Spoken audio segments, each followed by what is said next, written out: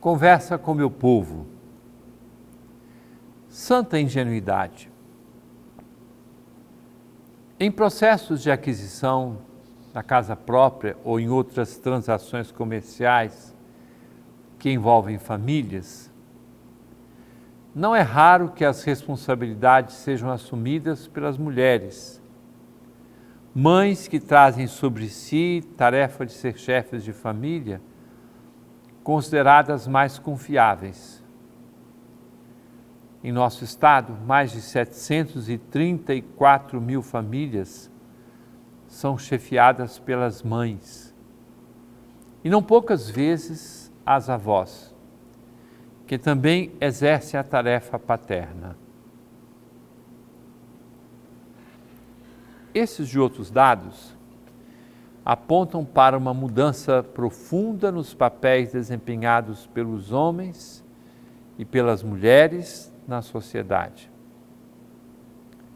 De um lado, a paternidade e a maternidade estão presentes em nossa natureza humana. Toda pessoa recebe esta missão, ainda que de formas diferentes. Ninguém nasceu para a esterilidade, mas todos nascemos para gerar, e não poderia ser de outro modo, pois somos imagens e semelhança de Deus, no qual estão presentes as características que no ambiente humano chamamos de paternidade e maternidade. E é o que de mais decisivo e maravilhoso Jesus nos contou a respeito de Deus. Ele é Pai que nos ama.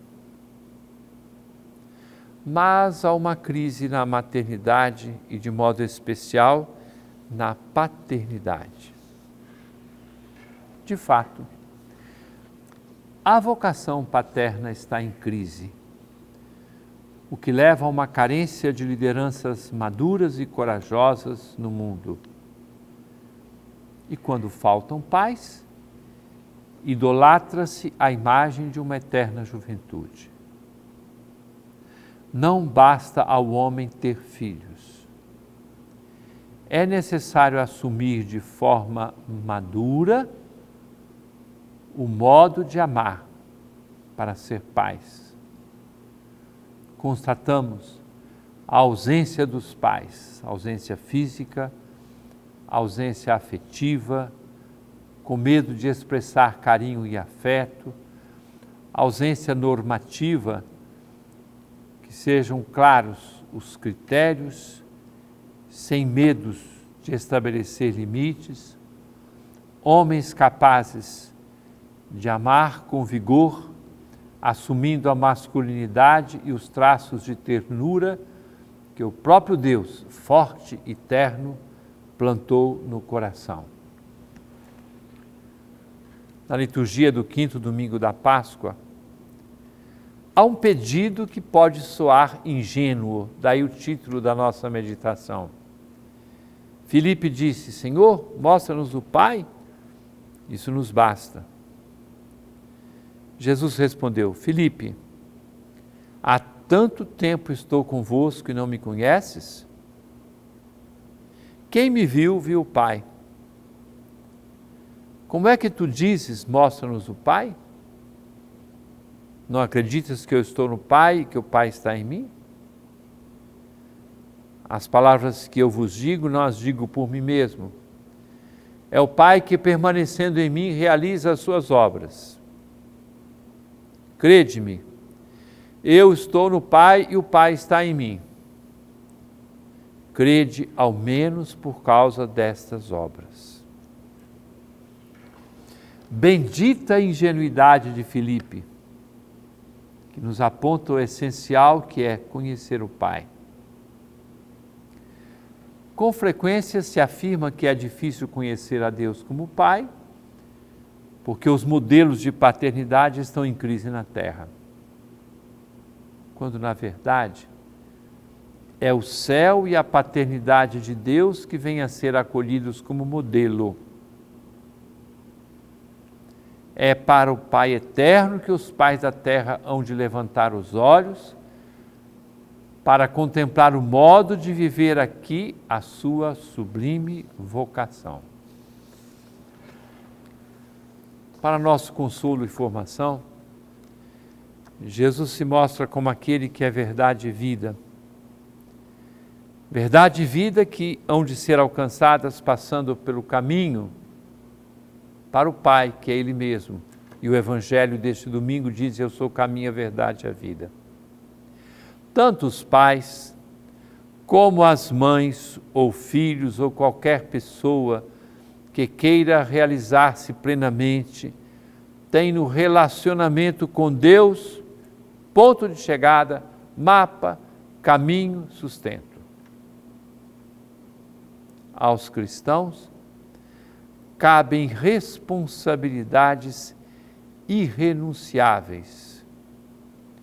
Não lhes é lícito viver como órfãos ambulantes, lamentando-se da vida, sabendo ter Pai no céu, vivem para gerar vida e relacionamento, cabendo-lhes sempre a iniciativa do serviço e do amor a todas as pessoas, sem exceção.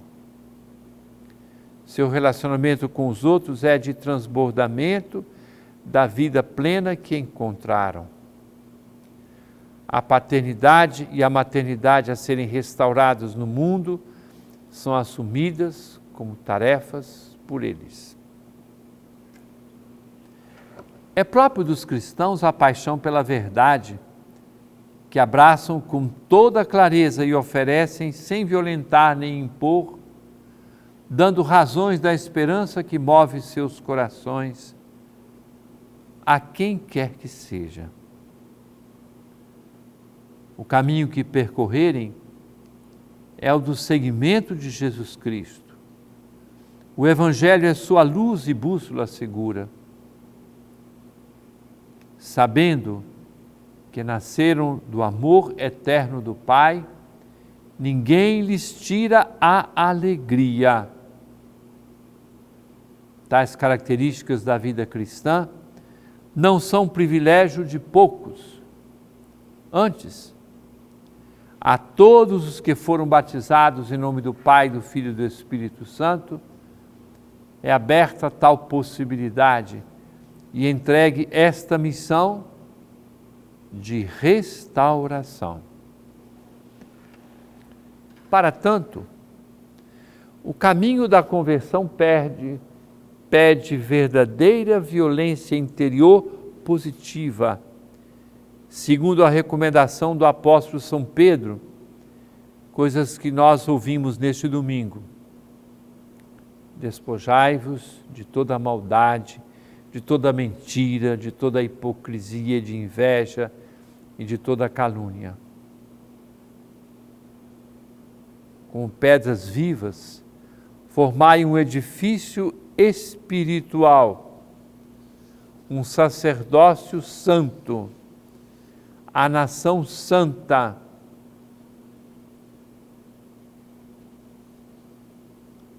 o povo que ele adquiriu, a fim de que proclameis os grandes feitos daquele que vos chamou das trevas à sua luz maravilhosa. Vós sois aqueles que antes não eram povo, agora, porém, são povo de Deus. Os que não eram objeto de misericórdia, agora, porém, alcançaram misericórdia. Nada de moleza e pusilanimidade. Antes, a coragem e a firmeza de quem edificou a casa de sua existência sobre a rocha que é Jesus Cristo. Cada pessoa, no grande ou pequeno espaço que lhe cabe na vida, deu o primeiro passo. Outra expressão do percurso a ser feito é a criatividade, responsabilidade, capacidade de decisões fortes.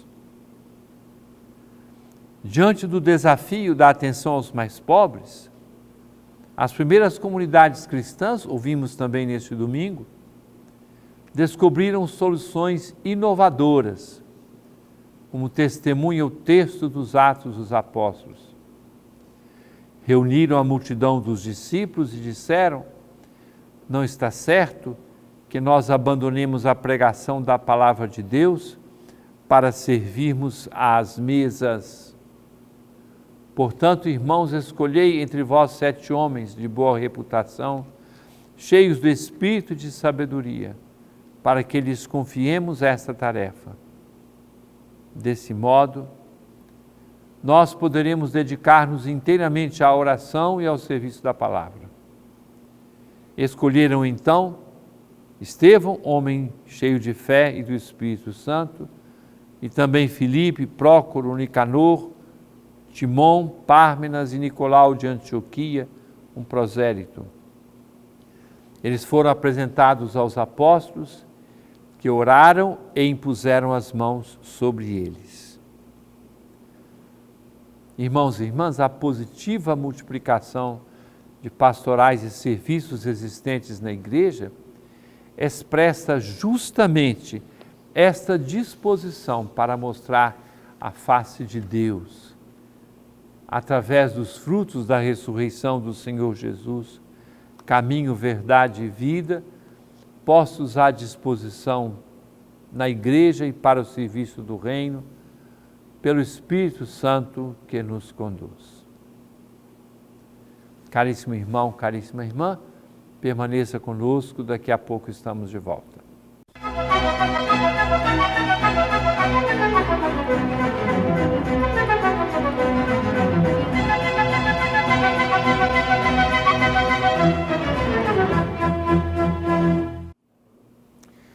Conversa com meu povo. Caríssimo irmão, caríssima irmã, depois dos magníficos dias vividos na Assembleia dos Bispos, nós, Dom Antônio, Dom Paulo e eu, estamos de volta e retomamos agora o ritmo das nossas atividades na Arquidiocese. E agora queremos responder algumas perguntas que as pessoas nos mandaram. A primeira delas diz respeito exatamente à Assembleia dos Bispos. Luiz Assunção diz que existe um vídeo circulando nas redes sobre as conclusões da Assembleia dos Bispos em Aparecida, que relatam somente a participação da CNBB em questões políticas e ideológicas. Isso é verdadeiro? E as questões de fé e vida? Meu caro irmão, todas as vezes que a CNBB se reúne, nós temos o dever de manifestar diante da sociedade as consequências da vivência do Evangelho, na assistência aos pobres, na atuação dos leigos cristãos, na iluminação também dos aspectos da política. Nós fizemos uma declaração a respeito da situação do Brasil hoje. Passamos 2 semanas juntos. As redes sociais e a imprensa só colocaram em relevo esta declaração, que foi uma coisa dentre dezenas de assuntos. Se vocês encontrarem o relatório das atividades deste mandato que terminou agora da CNBB, na catequese, na liturgia, na formação, vou dar primeiro o meu testemunho. Há 19 anos eu faço parte da comissão de tradução dos textos litúrgicos do latim para o português. Gastamos um tempo imenso na Assembleia por causa dos assuntos de liturgia, do missal, que está sendo lançado durante este ano. Por acaso as redes deram alguma notícia sobre isso? Um trabalho feito com muita seriedade, e isso diz respeito à fé e à vida litúrgica da igreja. Os aspectos missionários, as experiências missionárias, as experiências na área da catequese, da formação, bastaria ter acompanhado todos os dias as entrevistas coletivas, ou as entrevistas que eu inclusive, dei em vários canais de televisão, não só os católicos. Então, é bom a gente estar atento a isso. Existe uma maldade. Agora, nós temos o dever de nos manifestar a respeito da verdade, daquilo que é certo, daquilo que é correto. Então, esse vídeo que correu por aí, infelizmente, ele é absolutamente maldoso, inadequado, mentiroso, é calúnia dizer que nós só tratamos dessas questões. Você perguntou, isso é verdadeiro? Não. Nós tratamos muito mais das questões de fé e de vida. Tivemos um documento apenas a respeito das questões da sociedade, porque é nosso dever iluminar com o Evangelho também a vida do mundo e a vida da sociedade. Segundo a pergunta de Neuza Ramos, Dom Alberto, como está a saúde de Dom Cid? Eu pude acompanhar bem de perto e intermediar várias providências que foram tomadas em relação ao fato dele ter se sentido mal, e depois nós conseguimos interná-lo e daí por diante. E na última segunda-feira ele fez a cirurgia para a retirada de um tumor. Graças a Deus a cirurgia correu muito bem e ele está sereno. E agora, é claro, tem o período de convalescência. E eu manifestei a ele nesses dias esta verdadeira avalanche de orações, de súplicas do povo de Deus em relação a ele, pela sua saúde, pela sua recuperação. Acompanhei bem de perto, procurei intermediar os contatos também com a Unimed para a liberação da cirurgia. Graças a Deus, as coisas caminharam muito bem. Deus abençoe e dê a plena recuperação de saúde a Dom Raimundo Posidônio, que nós chamamos de Dom Cid, que é bispo coadjutor da Diocese de Bragança do Pará. Tayana Albuquerque. O Papa Francisco selecionará mulheres para participar do sínodo? O senhor pode explicar? Esse sínodo que o Papa realiza neste ano e no outro ano, chama-se Por uma Igreja Sinodal, comunhão, participação e missão. Preparado com atividades nas dioceses, nos países, nos continentes. O sínodo que nós participamos da Amazônia, havia também representação de leigos, homens e mulheres, escolhidos, tantas dessas pessoas, pelas suas competências, pela sua preparação, na parte técnica, na parte científica, de comunicação e tudo isso. O Papa Francisco tomou uma decisão de que neste sínodo deste ano e do próximo ano, os participantes, não só os bispos, poderão também ter o poder de voto. O sínodo decide alguma coisa? Não. O sínodo reflete, pensa, conversa, escreve e entrega para o Papa um documento. O governo do Papa, o governo da Igreja, cabe ao Papa. Depois de cada sínodo, ele faz uma exortação apostólica. Por exemplo, o sínodo sobre a Amazônia, ele fez uma exortação apostólica chamada Querida Amazônia. E ali, ele selecionou no documento final, das falas das pessoas, aquilo que ele considera adequado como orientação. Não é como um parlamento. Então agora nós temos 150 votos contra 100, então está decidido. Não.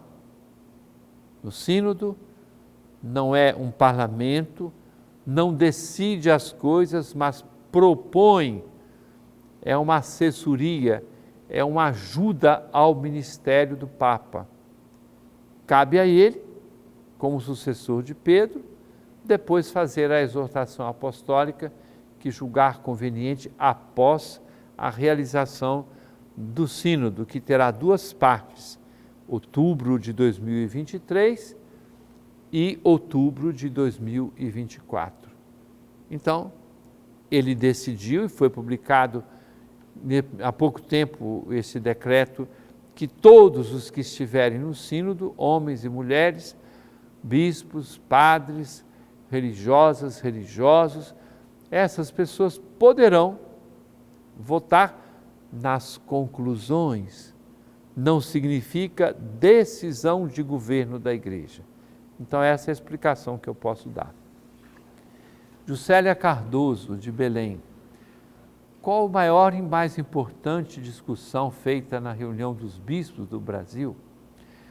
Olha, foi um momento de avaliação de tudo aquilo que se realizou nesses últimos 4 anos. Tem um volume muito interessante, um relatório de tudo aquilo que se fez na catequese, na evangelização, na liturgia, no enfrentamento da situação difícil da pandemia. Foram dias de extrema riqueza de conteúdo e de avaliação da caminhada da igreja no Brasil. Só que era final de mandato, então houve uma eleição para a presidência da CNBB. Então, presidente, 2 vice-presidentes e um secretário-geral. E a eleição também dos presidentes das comissões pastorais da CNBB. E aí vem a segunda parte da pergunta que eu fiz agora. A eleição de Dom Teodoro para o ecumenismo fortalece o Regional Norte 2? É claro. Só que as eleições na CNBB não são feitas porque alguém é do Regional Norte 2, Norte 1, Noroeste ou Sul 1, 2, daí por diante. Não. Dom Teodoro tem uma formação teológica e uma especialização, um mestrado, exatamente no campo do ecumenismo. Então, nós bispos refletimos e vimos a importância de que ele coordene esta comissão justamente pela competência e experiência que tem. Agora, vai dizer, fortalece o Regional Norte 2? É claro, porque nós temos na Comissão Episcopal de Pastoral um bispo nosso, que foi auxiliar de Belém, hoje é bispo de Ponta de Pedras. Então, nós temos a alegria de que o seu nome faça parte dessa comissão pastoral. Porque as pessoas às vezes se enganam, né? Nós temos uma comissão de pastoral para a família, outra para a catequese, outra para a parte bíblica, outra para o ecumenismo, outra para a dimensão da caridade, outra para a liturgia. Então, são várias comissões, além das comissões especiais. Eu até agora fazia parte da Comissão Episcopal para os textos litúrgicos, de tradução dos textos do latim para o português. Agora, certamente, deve-se constituir uma outra comissão. Pode ser que me coloquem de novo, mas isso não está escrito de jeito nenhum, porque eu já estou há muito tempo nessa comissão dos textos litúrgicos. Então, nós trabalhamos todos esses assuntos. Se você pensar a importância que se dá à vida de oração, eu estou há tantos anos trabalhando na tradução do missal. Como a igreja é séria. Várias vezes nós dissemos uns para os outros, os bispos da comissão, precisamos ter muita atenção, porque se não traduzirmos bem o latim, nós podemos colocar uma heresia, um erro teológico, um erro doutrinal numa oração. E nunca fizemos nada desse erro, exatamente porque levamos a sério o que a igreja nos pede. Então, esses foram assuntos que nós trabalhamos durante a Assembleia dos Bispos. Marcos Alexandre, de Belém. Existe um memorial na Arquidiocese que guarda o patrimônio e a tradição da Igreja de Belém, é claro. Nós temos um departamento de patrimônio da Arquidiocese, nós temos um museu de arte sacra, nós temos o cabido metropolitano, os cônegos, que são encarregados da parte de arte sacra, da parte de responsabilidade por toda a memória histórica da nossa arquidiocese. Então, todas essas coisas, é claro que a gente tem tudo isso muito bem guardado, com muita seriedade, com muita dignidade. É claro, queremos guardar e conservar tudo que é a memória da nossa arquidiocese de Belém. Caríssimo irmão, caríssima irmã, para a vivência deste final de semana, desce sobre todos a bênção de Deus Todo-Poderoso, Pai, Filho e Espírito Santo, e permaneça para sempre. Amém.